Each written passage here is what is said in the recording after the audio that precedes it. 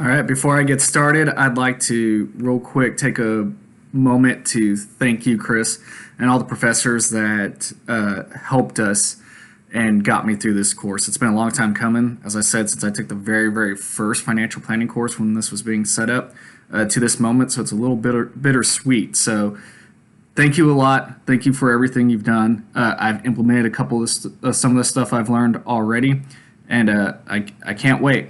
So without further ado, hey Jim. Yeah, Jim, it's Wes. How's it going? Yeah, it's hot outside. Well, you get my email? Yeah? Okay, you got it up on your phone? Hey, I know you're traveling. Not going to take up too much of your time. I'm going to keep this to within 20 minutes like you wanted me to. 2 days are about to start. I know you're busy. You need to get ready to win A&M a national championship. So without further ado, I'm just going to hit the ground run. If you have any questions, just feel free to ask me. So what I'm going to do real quick, if you look at page 1, we're going to go straight to page 4. That's the financial services planning agreement. Basically, your cost came out to $5,000. It's got all the disclosures in there. It's $100 an hour, $1,000 minimum. So to review that, I'm charging you $5 for the financial plan. Just sign and get that back to me as soon as possible. Going over the client profile, can you check and can't even speak right now. Can you check and make sure that all that information is correct? Awesome. Summary of what you wanted me to go through. So here's what I went through. You came to me and you said you wanted help analyzing your situation. You wanted to plan for living expenses in retirement. You wanted to plan for your health care, specifically long-term care needs in retirement. You wanted to buy cars in retirement. A big goal was funding college savings for all your kids. Continue to support your parents, get married. Congratulations again on the engagement. And you want to travel during retirement, about $40,000 a year. Continue doing $360,000 to charity, and set up a trust for Jimmy. So I'm going to go over that real quickly. Assumptions, real quick, looking at the assumptions. We don't know what's going to happen in the future, but in order to plan, we have to make a couple of different assumptions. So what this page shows is just the assumptions I made when analyzing the plan and putting it together.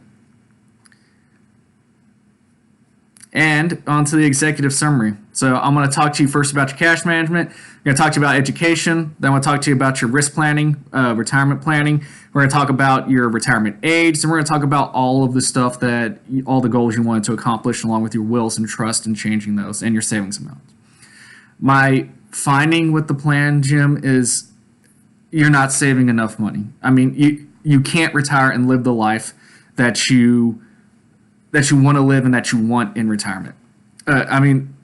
You're not saving enough. Even if you saved every single dime that you make right now, you still can't get to a situation where you're comfortably retired in the future. And that just goes back to the savings and the spending levels. So doing the complete overview, I'm going to ask you to change up a couple of things. I'm going to ask you to make some hard choices.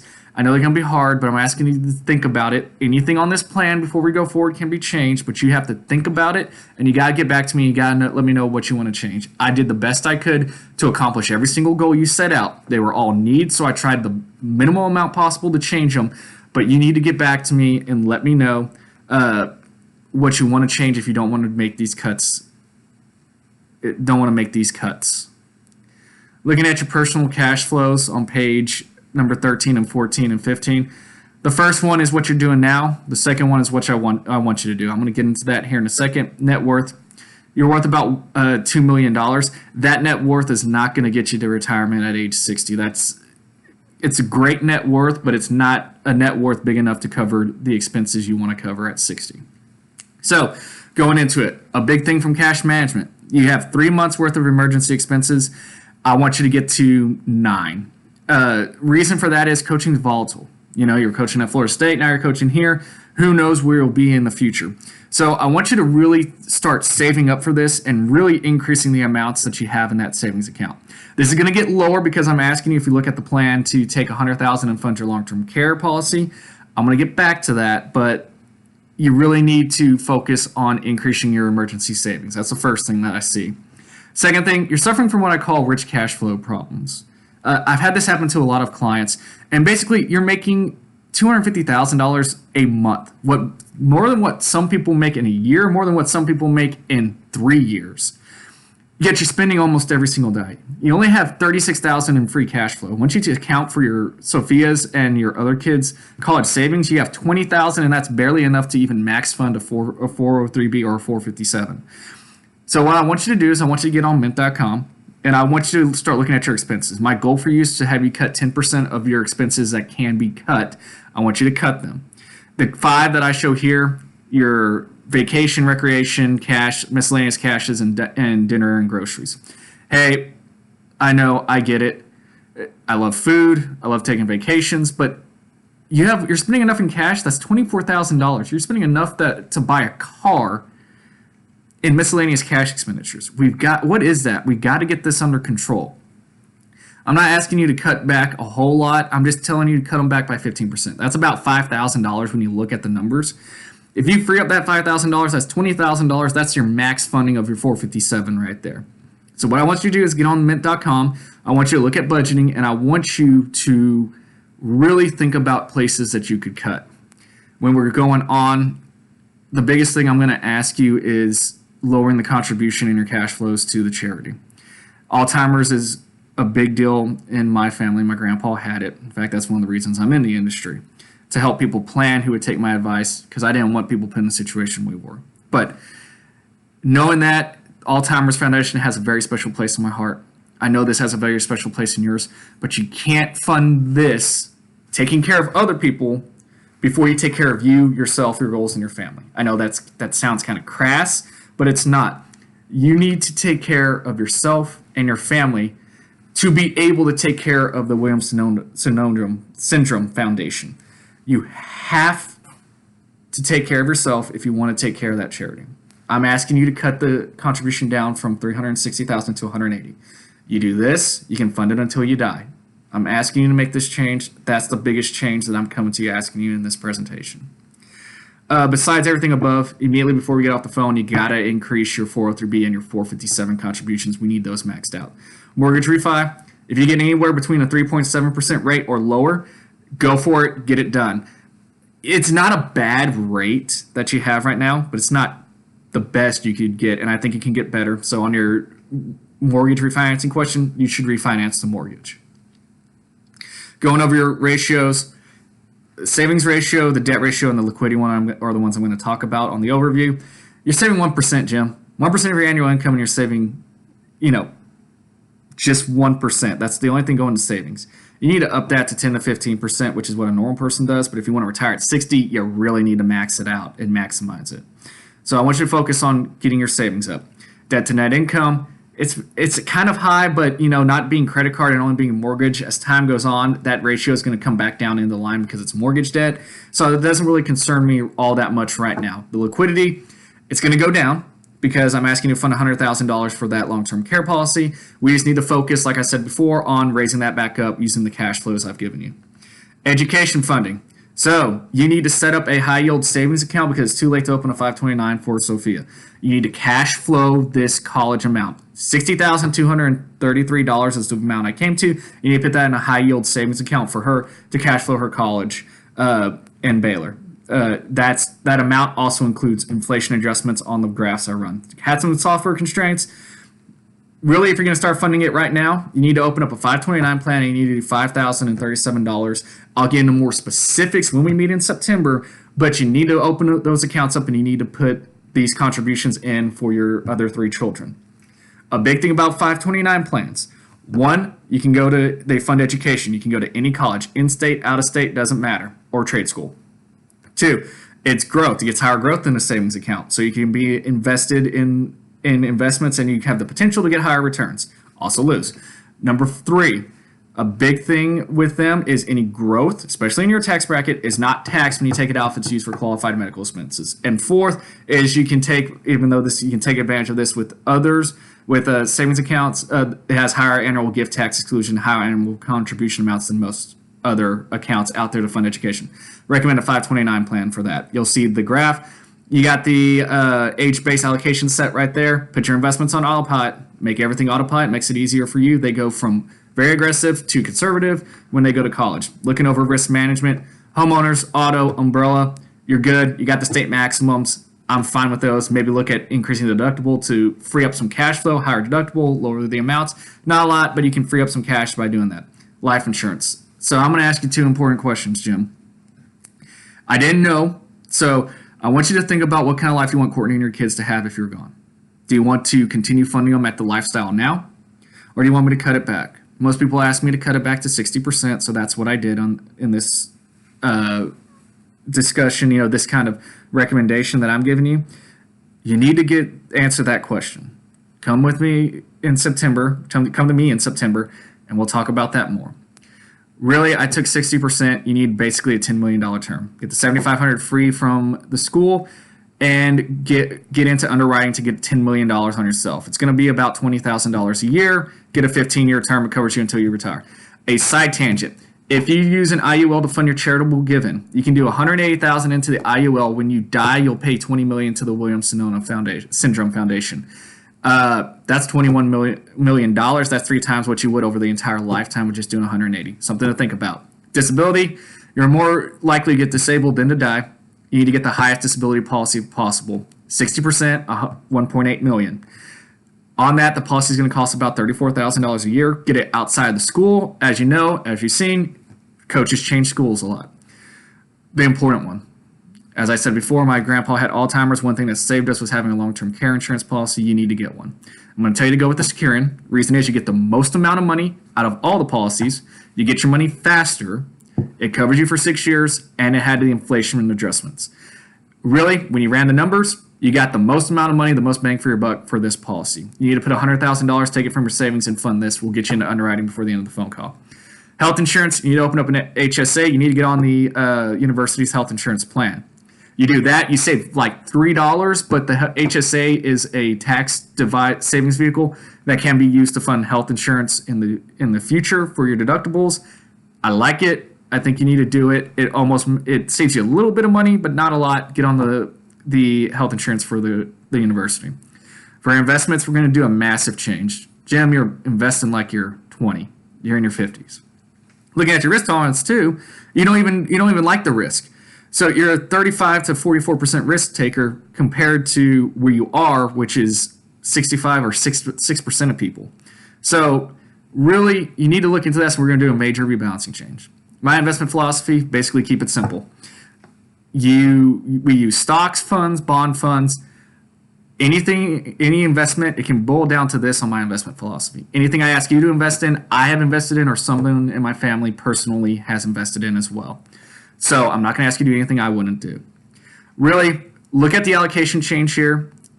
The biggest thing is we got to take a whole bunch from your small cap and mid cap and rebalance it out to bonds and large cap value and large cap stocks. If you look at the portfolio I'm recommending, it's going to get you about 5.8%.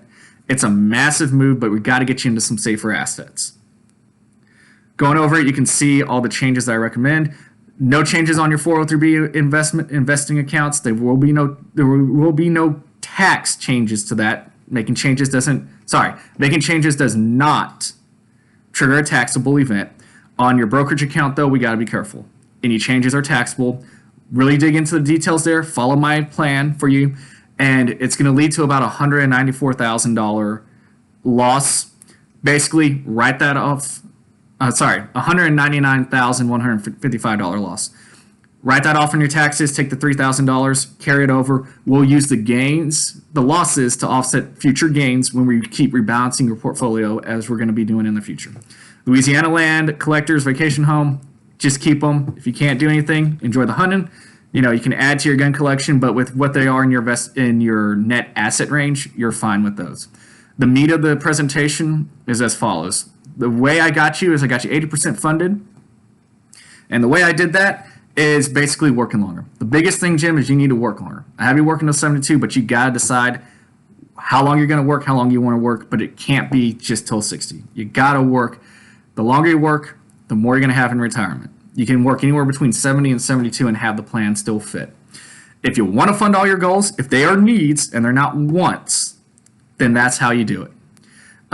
Going over an overview of the changes, the $188,000 I already talked about on charity. For your cars, you can spend the same amounts, just do it every 6 years instead of every 4 and 5 when you're retired.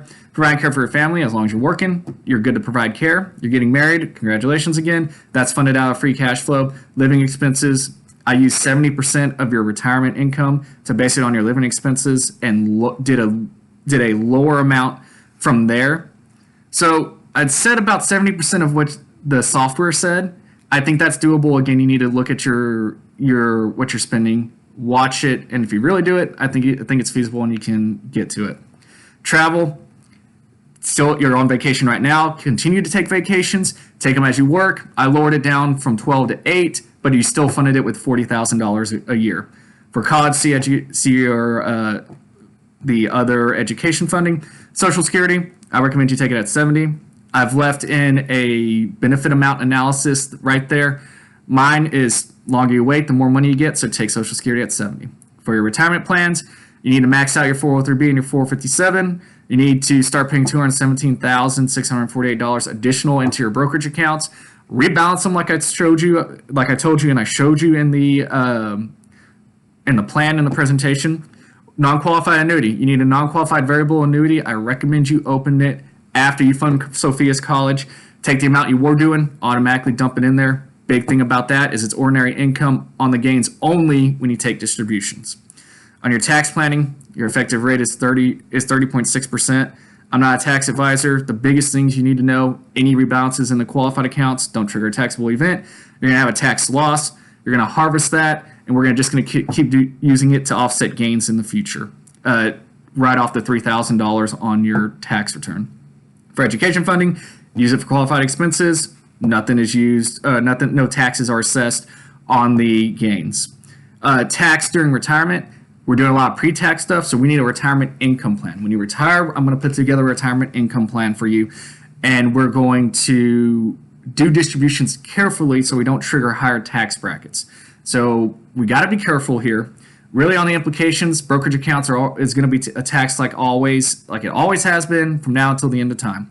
The big thing is your 403B, 457s, IRAs, if you get them, those are going to be taxable distributions that you take. We really got to watch this one, and we really got to make sure that you do it correctly when you start taking distributions. For the non-qualified variable annuity, on that one, only the gains are taxed when you start taking withdrawals. We're going to use it as a guaranteed minimum income benefit, or that's what I would recommend for you to use when you get that, so that'll be taken care of itself. Estate plan, immediately when you get off the phone, I need you to check your beneficiaries on your 403B, 457, and all checking accounts. Look at the graph flow right there. You need to immediately check those, change those beneficiaries if they're not correct, and then you need to get a will in place. Your will needs to contain the following. You need your durable power of attorney, your medical power of attorney, special needs trust. This is a trust I want you to set up for Jimmy. Use your life insurance proceeds to fund it or other accounts from your investments. You need beneficiary trust for your children. This makes sure that they don't get to the money right away and go spend it in Vegas when they're 18 and someone can use it. You need a revocable living trust, and you need your will and your beneficiaries updated. The biggest thing right now, you need to get your will updated and you need to get your beneficiaries in place. Looking right there, you can see your home and your guns and your land and your cars. That's covered by your will. Update those. Brokerage account, checking and savings, update the beneficiaries with your bank, and I'll get the updated forms to your 403B providers as soon as you sign off on them. Check those, make sure it's there. And that basically brings us to the end. So my action plan for us is today get you into underwriting. You need to update your will and estate by our next meeting in September. Do the budget changes by the next meeting in September. Investment allocations, we're doing it right now. I want to get you into underwriting for long-term care, disability, and the life insurance. Going to do that right now and get that done. Open up the savings account for Sophia. Open up the 529 accounts. I'm going to do that right now. Send you the paperwork over the internet. DocuSign it.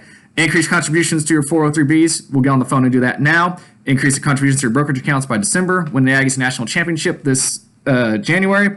Think about the charitable IUL and change your health insurance plans during open enrollment. Jim, thanks a lot. Thanks for your trust in me. I know I went over a lot. I kept it short because you wanted me to keep it to under 20 minutes. I know you're going to have a lot of questions. When you come in September, bring all the questions that you have. We'll go over it. Know that any of these variables can be changed. The work life can be changed. The amount you're putting into can be changed. Your budgets can be changed. But you got to figure out what kind of life you want to live and how much you want to save. get that information there. Thank you so much for your confidence. Thank you so much for your time. I appreciate you. Giga Maggies, let's win a national championship, and I'll see you in September.